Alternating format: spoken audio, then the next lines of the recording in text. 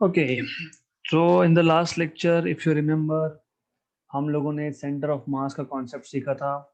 तो आज हम लोग सेंटर ऑफ मास का एक क्विक रिवीजन करेंगे। देन हम ये देखेंगे कि अगर एक ऑब्जेक्ट मूव हो रहा है, like a spherical ball, if it is moving, तो सेंटर ऑफ मास भी मूव हो रहा है। तो सेंटर ऑफ मास का वेलोसिटी क्या होगा वो भी देखेंगे। देन हम लोग ये भी देखेंगे कि अगर वेलोसिटी भी चेंज हो रहा है, मतलब देयर इज एक्सेलरेशन, तो सेंटर ऑफ मास का एक्सेलेरेशन क्या है, ये भी हम आज के लेक्चर में देखने वाले हैं। And last topic of this chapter, laws of motion, that is centre of gravity. तो हम लोग ब्रीफली सेंटर ऑफ ग्रेविटी भी डिफाइन करेंगे, and that will mark the end of the theory chapter, theory part of this particular chapter, and then remaining numericals will be done in the next sessions. So without taking a lot of time, let us quickly go through what is center of mass again. Very quick revision, बहुत easy था। Center of mass, so here we are just revising it, that will be a very quick revision. Okay, तो centre of मास मतलब क्या? Basically हमारे पास, as I told you, let us say we have a sphere, हमारे पास एक sphere था। Okay, या फिर better not to take sphere, let us talk about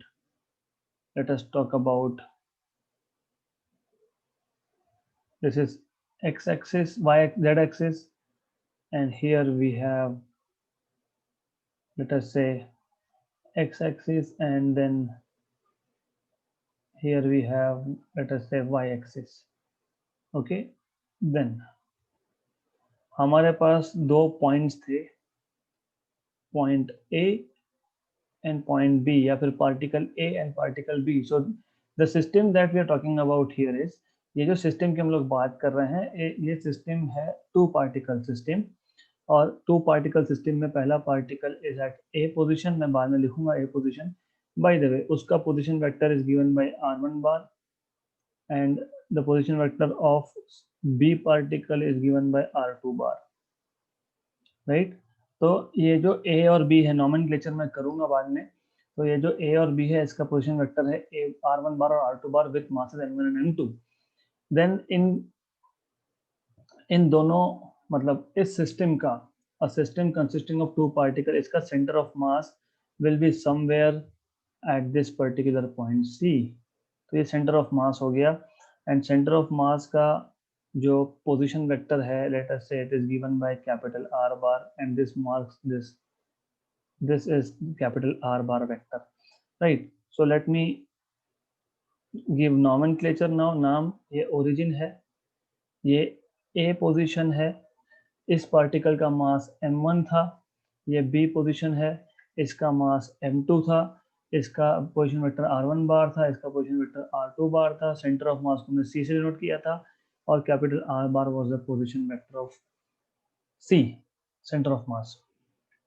तो इफ यू रिमेंबर, मैंने बताया था कि आर बार मतलब position vector of centre of mass of two particle system is given by m1 r1 bar plus m2 r2 bar upon m1 plus m2।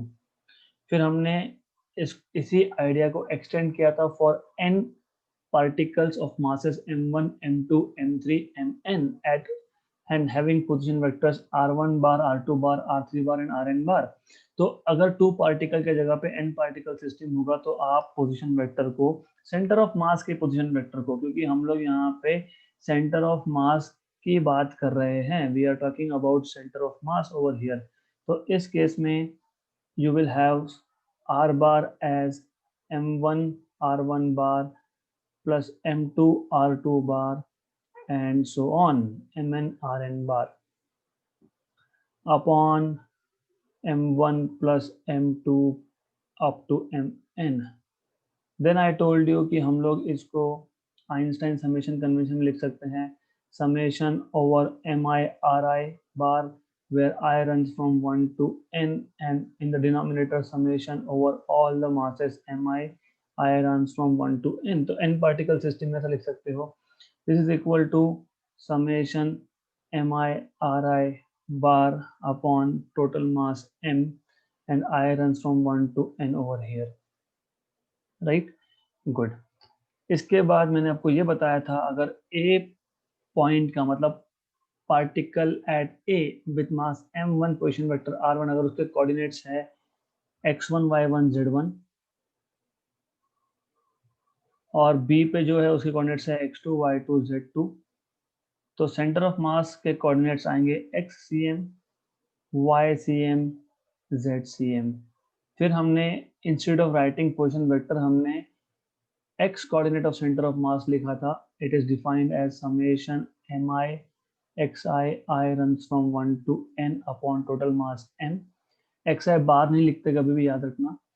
Similarly y centre of mass का y coordinate it is summation I runs from 1 to n mi yi upon total mass m, and z coordinate of center of mass was given by summation I runs from 1 to n mi zi upon total mass m। ये था discrete के लिए। मैंने बताया था discrete mass distribution क्या होता है। Discrete mass distribution means that the particles they are well separated, दो पार्टिकल के बीच में there is nothing, right? Such mass distribution is called as discrete mass distribution। अगर mass distribution continuous हो, को in continuous for continuous mass distribution, for continuous mass distribution what we have is simple, r bar equal to, सिर्फ summation की जगह पे integration लिखते हो, mi की जगह पे dm लिखते हो, तो r bar dm, that's it। So instead of ri bar you write r bar, instead of mi you write dm, and instead of summation you write integration upon total mass। ये हो गया position vector of center of mass। Similarly, x coordinate of center of mass will be summation x dm upon total mass। Y coordinate of center of mass is summation y dm upon total mass m, and z coordinate of center of mass is summation z dm upon total mass m। So this is for continuous mass distribution। यहां तक हमारा कल हुआ था। अब the idea is, कोई भी एक सिस्टम है, system of particles with discrete configuration, मतलब you know what is discrete mass distribution, या फिर एक बॉल है like you can say rubber ball, okay, uniformly dense, हर जगह पे मास है, from the surface to the centre हर जगह पे मास है। When such a system moves, और आपको पता होना चाहिए स्फीयर के केस में centre of mass is at centre, जब बॉल मूव होगा तो सेंटर ऑफ मास मूव होगा, सेंटर ऑफ मास मूव होगा मतलब सेंटर ऑफ मास का वेलोसिटी होगा। तो today we will be starting with a topic which is named as velocity of center of mass। So we want to see what is the velocity of center of mass of a system which is moving, and each particle of the system is also moving। So velocity of center of mass, right? Simple है। Let us say, so for today I am just going to use maximum writing instead of typing, क्योंकि बहुत सारा mathematical equations आएंगे, symbols आएंगे। सो हमको करना क्या है, बहुत सिंपल है। हम मान लेंगे first of all the system is made up of n number of particles of masses m1 m2 m3 and so on, right? And velocities of these particles are v1 v2 v3 and so on, okay? So let v1 v2 vn be the velocities of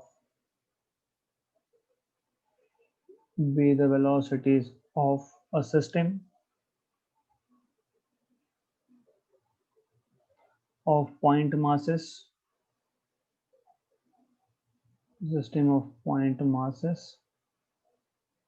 m1 m2 mn, Okay, then velocity of center of mass is given by velocity of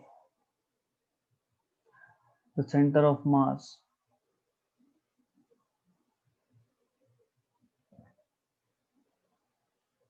is given by, so it is given by VCM bar, because velocity is a vector quantity, that's why I'm writing in terms of vector. That is equal to summation mi vi bar, मतलब again it is a product of, basically अगर एक step पीछे जाऊं तो what you can do is velocity of center of mass is nothing but m1 v1 plus m2 v2 plus जितने particle होंगे system में mn vn upon addition of all the masses m1 plus m2 up to mn. फिर इसी को मैं लिख सकता हूँ in terms of Einstein summation convention. I can write down summation I runs from 1 to n mi vi bar, and of course I have to write this in terms of vector notation, upon summation of all the masses of the particles. Okay, right. Then, and again this is nothing but summation mi vi bar I runs from 1 to n upon total mass, क्योंकि हर एक particle के मास को add करते जाओगे तो आपको मिलेगा total mass. Right, तो ये जो न्यूमरेटर में टर्म है, देखो m into V, m into V मतलब मोमेंटम. तो पहले पार्टिकल का मोमेंटम प्लस सेकंड का प्लस थर्ड का प्लस कितने बार एडिशन करें और जितने उस सिस्टम में पार्टिकल्स होंगे, मतलब न्यूमरेटर में जो टर्म है that is nothing but resultant linear momentum of the system, because system ये n नंबर ऑफ पार्टिकल से बना है, तो that is nothing but resultant linear momentum. अगर मैं सपोज मेरे पास एक सिस्टम है जो 100 पार्टिकल से बना है और मैं 100 के 100 पार्टिकल्स का लीनियर मोमेंटम को ऐड कर रहा हूँ, तो मुझे मिलेगा resultant linear momentum divided by total mass, divided by total mass. तो फिजिक्स में किसी भी क्वांटिटी का, बेसिकली इस केस में लीनियर मोमेंटम, किसी भी क्वांटिटी को आप अगर टोटल मास से डिवाइड करते हो तो उसको बोलते हैं वेटेड एवरेज. तो ये है वेटेड एवरेज. और वेटेड एवरेज किसका है? लीनियर मोमेंटम का है. तो weighted average of momenta, basically you can say linear momenta also. तो resultant linear momentum upon total mass is weighted average of momenta. Right, okay. तो आप similarly x component of centre of mass निकाल सकते, velocity निकाल सकते हो. So x component of velocity, right. तो basically क्या हो रहा है, object is moving, if object is moving centre of mass is moving, मतलब centre of mass has velocity, तो वेलोसिटी के कंपोनेंट्स होंगे. तो x component of velocity of center of mass, so this is what it is. So I can just write down for you over here, x component of velocity of center of mass is, तो vx center of mass is, या फिर आप v center of mass x भी लिख सकते हो, doesn't matter. x component, that is summation I runs from 1 to n mi vi x component upon total mass, right? Right. Similarly, you can also write down y and z components. So similarly, center of mass का y component will be summation I runs from 1 to n mi vi y upon total mass m, and velocity of center of mass का z component will be summation I runs from 1 to n mi vi z upon total mass m. तो ये आपको मिल गया x Y और Z component. Similarly देखो यहाँ पे discrete की बात की है। सिमिलरली कंटिन्यूअस मास डिस्ट्रीब्यूशन अगर ऑब्जेक्ट में होगा तो उस केस में भी सेंटर ऑफ मास होगा। उस सेंटर ऑफ मास अगर वो मूव हो रहा है तो उसका भी वेलोसिटी होगा। तो similarly we can write down for continuous mass distribution.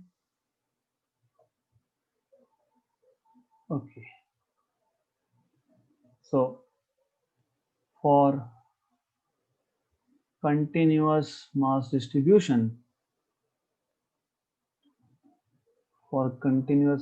distribution, we can write down VCM is equal to integration V bar dm upon total mass m, right? Similarly आप x y z component लिख सकते हो in terms of integration that I will not go into details of it. तो idea बहुत simple है, मैं वापस बता रहा हूँ। हमारे पास एक सिस्टम है, उस सिस्टम में n पार्टिकल्स है, ये पूरा का पूरा सिस्टम मूव हो रहा है, मतलब हर एक पार्टिकल मूव हो रहा है। हर एक पार्टिकल मूव हो रहा है तो हर एक पार्टिकल का वेलोसिटी होगा, मतलब सेंटर ऑफ मास भी मूव हो रहा है और उसका भी वेलोसिटी होगा। हमारा इंटरेस्ट था सेंटर ऑफ मास का वेलोसिटी फाइंड करने में, तो हमने डिफाइन कर दिया centre of mass velocity as m1v1 bar plus m2v2 bar up to mn bar upon m1 plus m2 plus mn।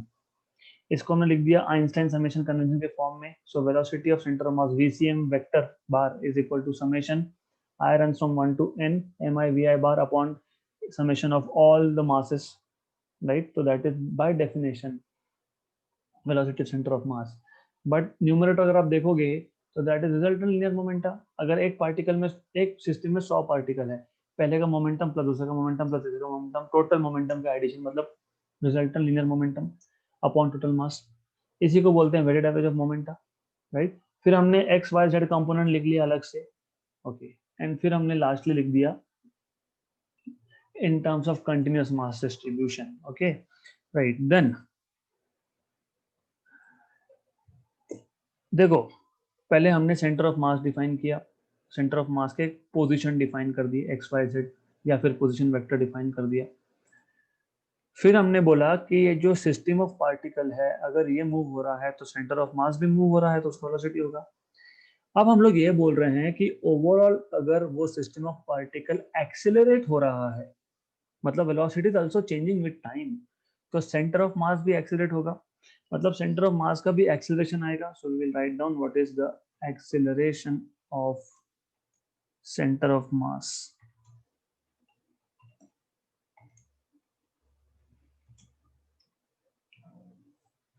Okay, so let us talk about what is acceleration of the center of mass.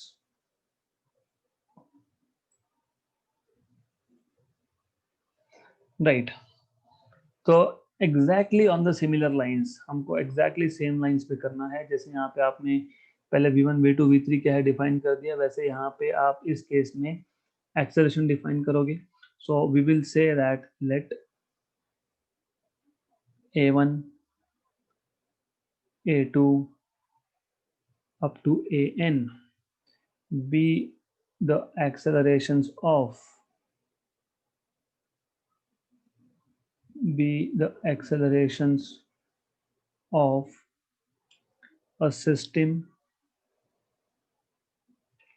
of a system of point masses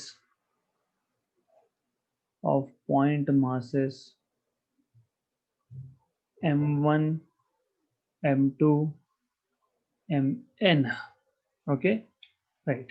Then acceleration of the center of mass is given by acceleration of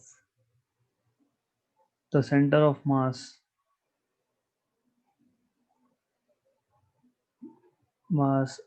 is given by, exactly on the same line, acceleration of center of mass is a vector quantity that is given by m1 a1, पहले का मास पहले का acceleration मतलब पहले particle का, plus m2 a2, क्योंकि ये system जो है ये n पार्टिकल से बना है, एडिशन करते जाओ हर एक पार्टिकल का मास और एक्सेलरेशन का, और डिवाइड कर दो टोटल मास के साथ m1 plus m2 plus m3 mn।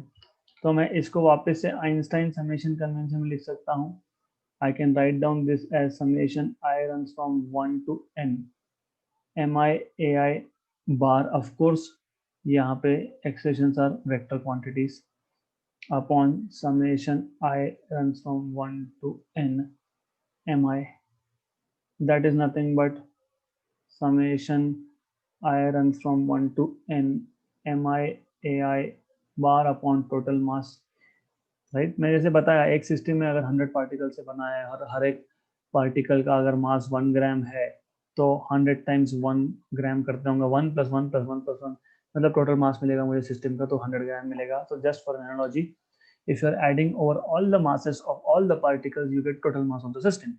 Good. Then exactly on the similar lines you can say that it is resultant. वो क्या था resultant linear momenta. ये है आपका resultant force. क्यों? क्योंकि mass into acceleration is force. तो what we have done is हमने पहले पार्टिकल पे कितना फोर्स लग रहा है प्लस दूसरे पे कितना लग रहा है प्लस लास्ट पे कितना लग रहा है, ऐसा किया है.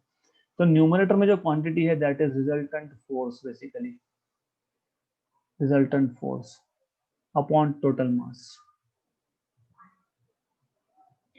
मैंने आपको ऑलरेडी बताया किसी भी क्वांटिटी को अगर आप डिवाइड बाय टोटल मास करते हो उसको बोलते हैं वेटेड एवरेज. तो ये हो गया weighted average of forces.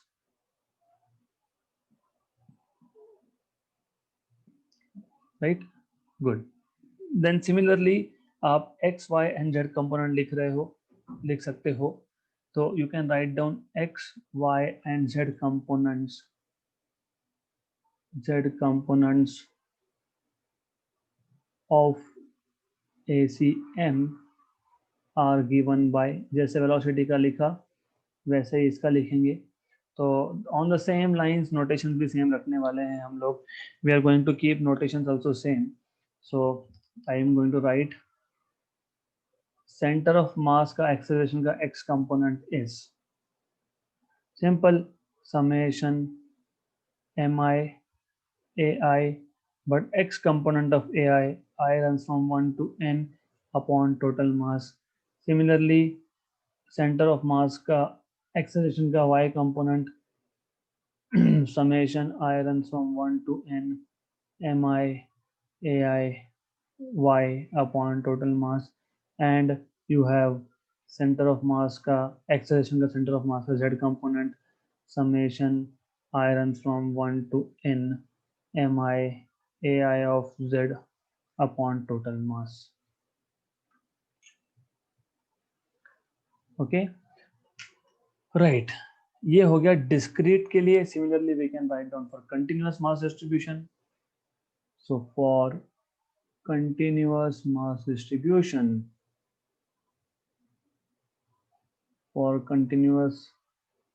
distribution, तो एज यू नो सिर्फ हम लोगों को करना क्या है, हम लोगों को समेशन साइन हटाना है, इंटीग्रेशन साइन लिखना है, mi की जगह पे dm लिखना है, अपॉन टोटल मास हो जाएगा. That is for a continuous mass distribution. Similarly आप x y and z component के लिए भी लिख सकते हो ऐसा ही. Okay, good. Then this was all about centre of mass. Let's talk about something called as centre of gravity. Centre of gravity हमने अभी तक डिफाइन नहीं किया. Let us define it now. What is centre of gravity?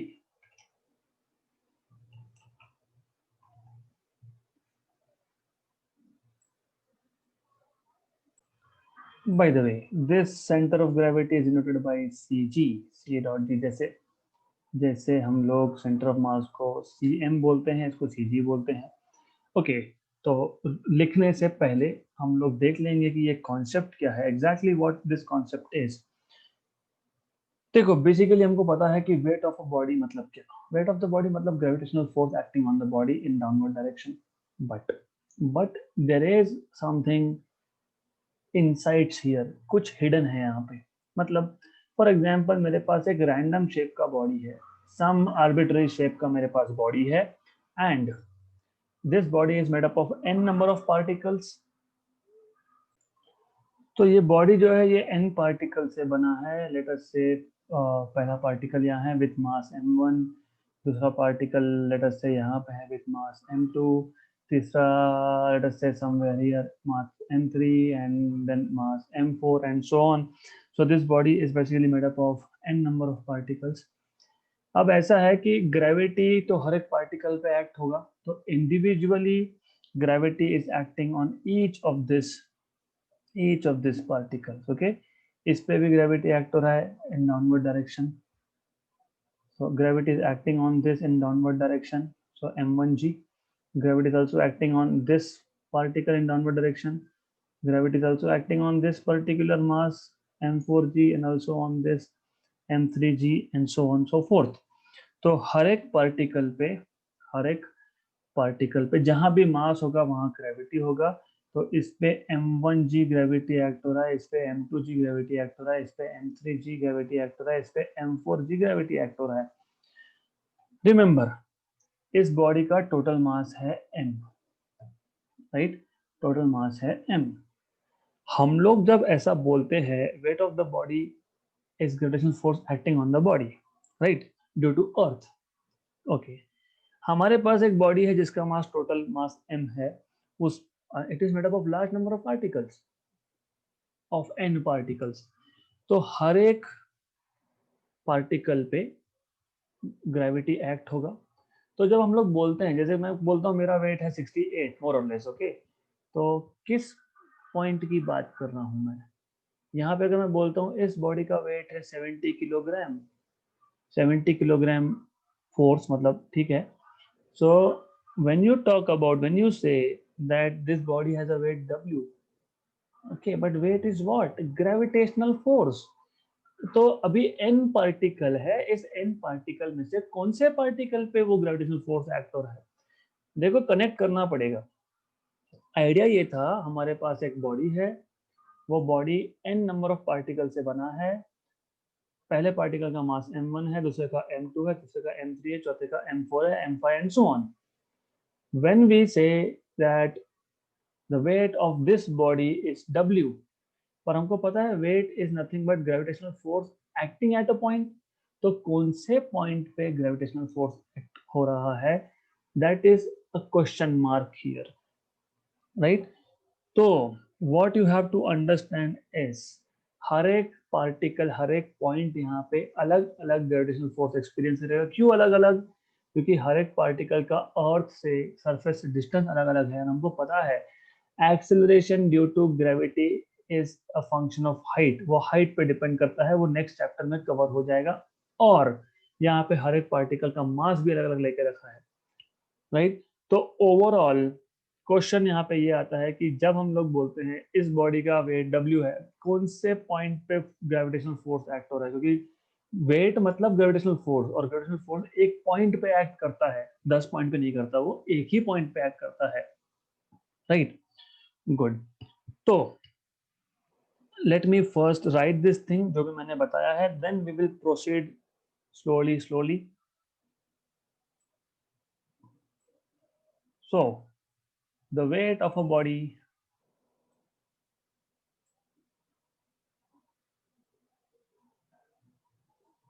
the weight of a body, right,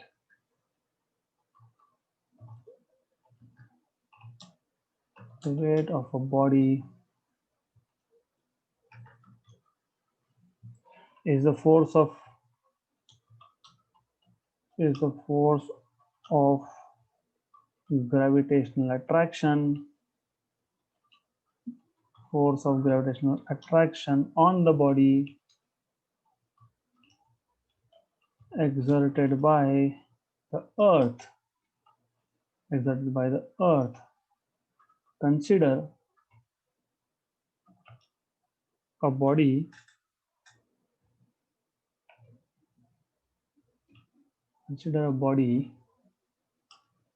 of mass m.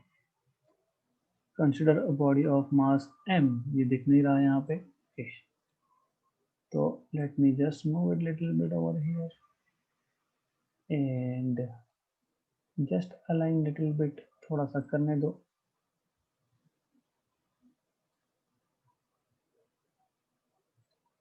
Okay, not okay. Oh my god, this is not good.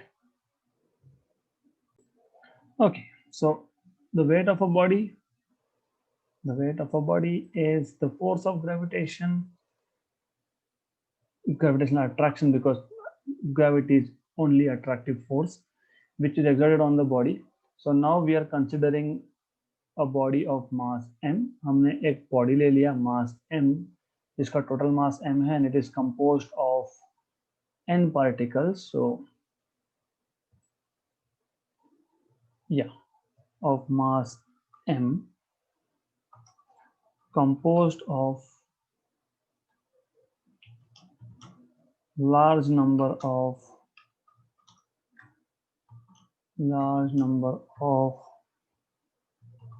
particles of masses. हाँ, ये masses I will write down, masses m1 m2 हम लोग लिखेंगे ये, of masses. तो masses है m1 m2 and so on mn, right? Okay, then each of this particle, तो ये जो particle है जिसका masses हमने m1 m2 mn लिखा है, थोड़ा पेन का पॉइंटर का थिकनेस बढ़ा देता हूँ. So of m1 m2 and so on, right? Okay, then each of this particle is separately acted by gravitational force. हर एक particle पे gravity act हो रहा है.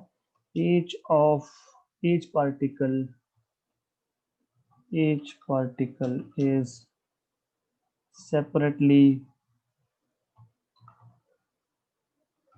acted upon by the gravitational force, which is attractive force, of course, of attraction. Okay, let me align it. Right? Yeah. Gravitational force of attraction, which is directed towards. आपको पता है gravity हमेशा downward होती है, तो बस लिख देना directed towards the centre of earth. Gravitational force हमेशा टुवर्ड्स सेंटर ऑफ अर्थ होता है. Okay, then all these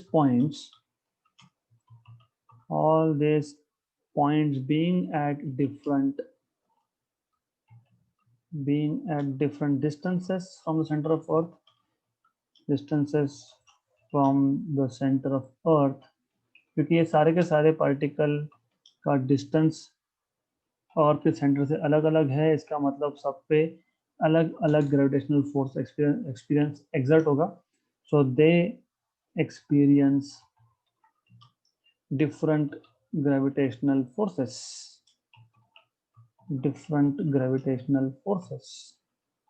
right? तो इन सब का रिजल्टेंट जो होगा that is nothing but weight of body. The resultant of these parallel forces, parallel क्यों बोल रहा हूँ, डायग्राम में देखो m1g m2g m3g सबके सब पैरेलल है. So the resultant of all these parallel forces give the total weight of the body, gives the total weight of the body, and weight we denote by W.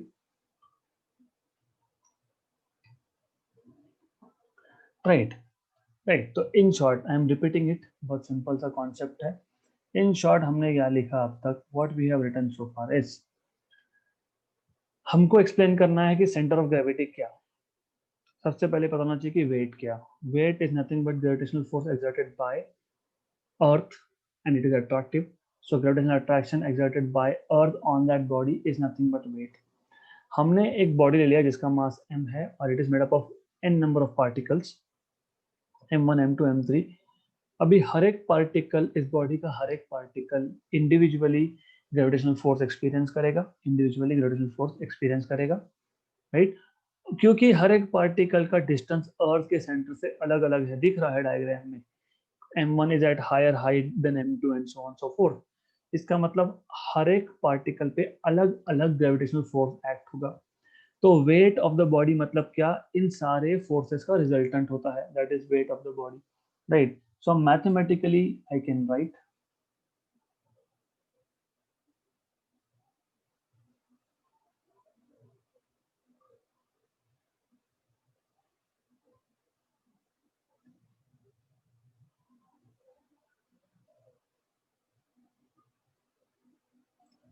so what I can write mathematically is that weight, total weight of the body is m1g plus m2g and so on, right?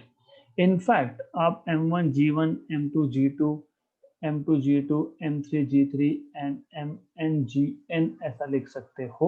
क्यों, मैंने बताया हर एक particle का distance अलग है centre of earth से, and acceleration due to gravity depends on the distance, ये हम लोग नेक्स्ट चैप्टर में देखेंगे ग्रेविटेशन में। So that is equal to capital M G, where capital M is total mass of the body, m1 plus m2 plus m3 is total m, and g, this is important, this is very important thing, ये जो g है, what is this g basically? So I'll write it down and then I'll explain you what is the meaning of that. Where this g is the acceleration due to gravity at a point where a point object with mass capital M will produce the same gravitational force as experienced by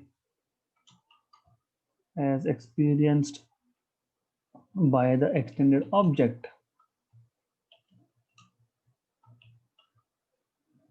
This point is called as center of gravity. Center of gravity. Good. तो अब centre of gravity को हम define ही कर लेते हैं, फिर वापस revision पे जाएंगे और एग्जैक्टली ये पॉइंट कहाँ पे आएगा वो भी बताता हूँ मैं। So let us first define official definition of centre of gravity.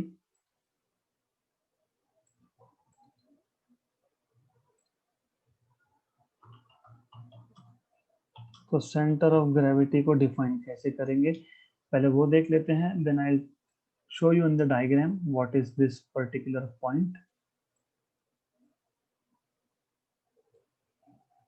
So to define center of gravity is simple. It is a fixed point. It is a fixed point through which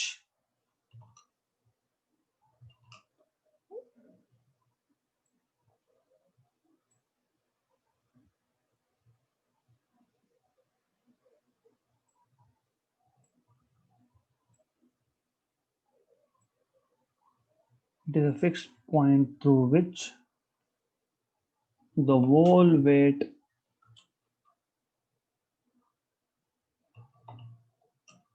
of the body always acts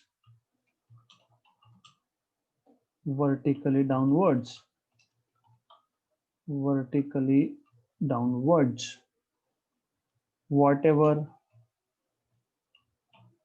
Whatever may be the position of the body.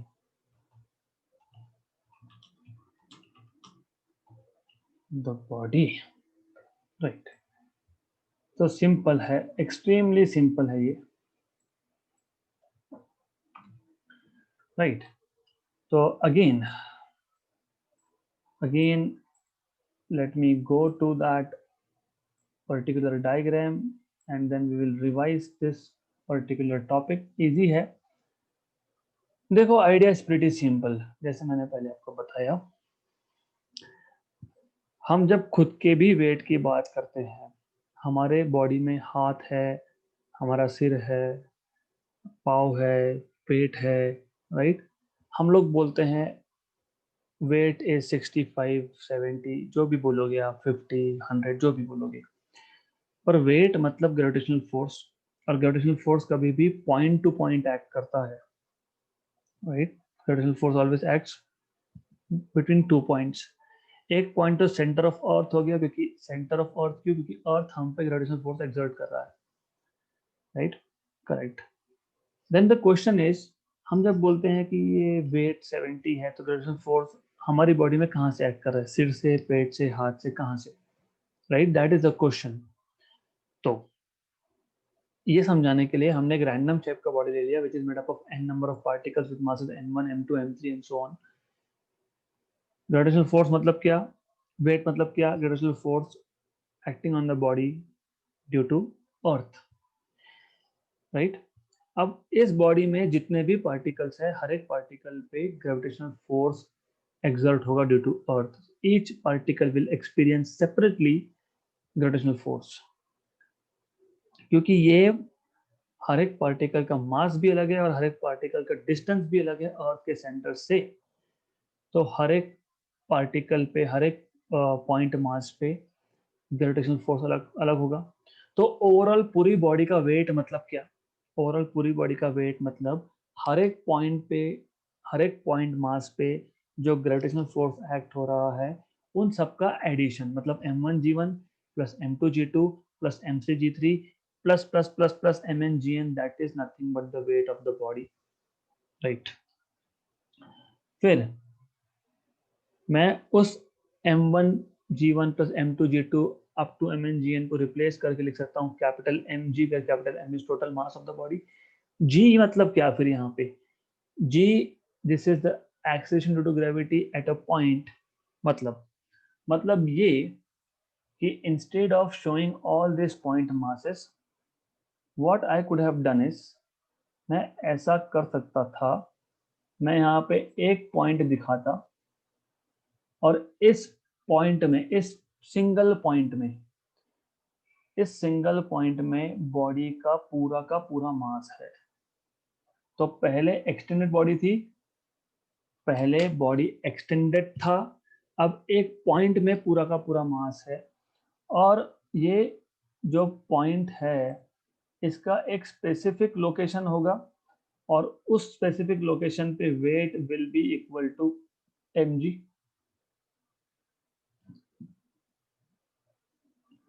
So at this specific location, the weight of the body is again mg. This mg is equal to m1g1 plus m2g2 up to mngn।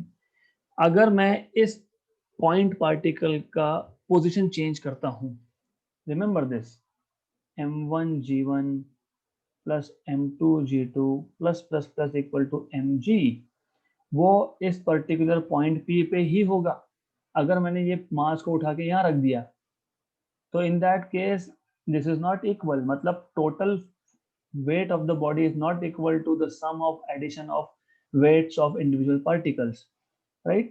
तो ये जो point पे, जिस point P पे weight of the whole body is equal to sum of weights of individual particle हो रहा है, that point is called as center of gravity। वही लिखा है हमने, where g is acceleration due to gravity at a point where the point object with mass capital M will produce the same gravitational force as experienced by extended object। पूरा का पूरा object और वो small particle with mass m, extended object का मास भी capital M था, small particle का भी मास m है, ये दोनों इक्वल ग्रेविटेशनल फोर्स एक्सपीरियंस करेंगे, but at only one point, that is P। This point is called as centre of gravity of that extended object. तो डिफाइन कैसे किया हमने, center of gravity is a fixed point through which the whole weight of the body acts vertically downwards whatever may be the position of the body। जैसे centre of mass define किया था, what was center of mass, center of mass is a point where whole mass of the body is supposed to be concentrated, is assumed to be concentrated so as to study the motion in accordance with Newton's laws of motion। Similarly center of gravity में the whole weight of the body acts through that point.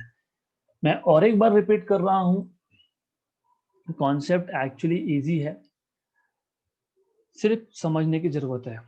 देखो हमारे पास एक box है, एक box में 100 balls है। Box का वेट मतलब overall gravitational force acting on that box. लेकिन बॉक्स को वेट कहाँ से मिला? बॉक्स को वेट मिला इंडिविजुअल 100 बॉल जो रखे थे उससे मिला, राइट। इसका मतलब इंडिविजुअल बॉल्स पे, जो 100 बॉल्स थे उसके अंदर, हर एक पे ग्रेविटी एक्ट हो रहा है इंडिविजुअली, और ये ग्रेविटेशनल फोर्स हर एक पार्टिकल के लिए अलग अलग है ड्यू टू टू रीजंस। पहला रीजन, हर एक बॉल का मास अलग हो सकता है। दूसरा, हर एक बॉल अलग अलग डिस्टेंस पे फ्रॉम सेंटर ऑफ अर्थ, क्योंकि gravitational force depends on the distance between center of earth and the center of that ball basically. Because these balls are at different distances from center of earth, that means they will experience different gravitational forces, right? तो overall box का जो wait है, it is the weight of first ball plus second ball plus third ball plus fourth ball plus plus plus plus 100th ball. तो ये सारे 100 ball का wait मिला के बॉक्स का वेट हुआ, राइट। अब हमने क्या किया? अब हमने ये सारे के सारे 100 बॉल्स को एक पॉइंट में डाल दिया, मतलब पूरे बॉक्स का मास और एक पॉइंट का मास सेम हो गया। अब इस पॉइंट को हम लोग अलग अलग जगह पर रख के देख रहे हैं। एक पर्टिकुलर पोजीशन पी पे उस पॉइंट मास का वेट और बॉक्स का वेट एग्जैक्टली इक्वल हो जाएगा। देखो उस पर्टिकुलर पॉइंट पे होगा, बाकी किसी भी पॉइंट पे नहीं होगा। उस पर्टिकुलर पॉइंट पे weight of the box is equal to weight of that particular point where all the mass is concentrated, that point through which total weight of the body acts vertically downwards, whatever may be the position of the system body as a whole, that point is called as center of gravity. I hope it is clear. थोड़ा सा repeat करो, revise करो, go through theory and you will understand, and this marks the end of theory part of this chapter. So in the next session, we will start with numericals straight away.